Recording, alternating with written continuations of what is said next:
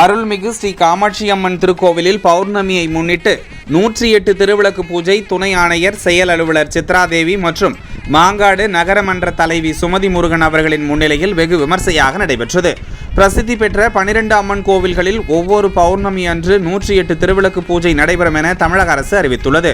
அதன்படி மாங்காடு அருள்மிகு ஸ்ரீ காமாட்சி அம்மன் திருக்கோவிலில் பிரதி மாதம் திருவிளக்கு பூஜை நடைபெற்று வருகிறது. அதன் தொடர்ச்சியாக இன்று 26வது மாதம் பௌர்ணமி 108 திருவிளக்கு பூஜை நடைபெற்றது. இந்த விளக்கு பூஜையில் 108 பெண்கள் கலந்து கொண்டு காமாட்சி அம்மன் விளக்கை ஏற்றி மங்கள வாழ்வு தரும் குங்குமார்ச்சனை செய்து மங்கள மணியோசை எழுப்பி கற்பூர தீபாராதனை காட்டி காமாட்சி அம்மனின் அருளை பெற்றனர். மேலும் பூஜையில் கலந்து கொண்ட பெண்களுக்கு 26 வகை பொருட்கள் வழங்கப்பட்டது. மேலும் இந்த விளக்கு பூஜையில் பரம்பரை தர்மகர்த்தா டாக்டர் மணலி ஆர் சீனிவாசன் அவர்கள் பங்கேற்றனர் என்பது குறிப்பிடத்தக்கது. மேலும் மாதம் வரும் பௌர்ணமி அன்று 108 திருவிளக்கு பூஜை நடைபெறும். இதில் புதிய பெண்களுக்கு வாய்ப்பு வழங்கப்படும். கலந்து கொள்ளும் பெண்கள் 200 ரூபாய் கட்டணமாக செலுத்த வேண்டும். மேலும் ஆதார் அட்டை ஜெராக்ஸ் அலுவலகத்தில் சமர்ப்பிக்கப்பட வேண்டும் என கோவில் நிர்வாகம் தெரிவித்துள்ளது.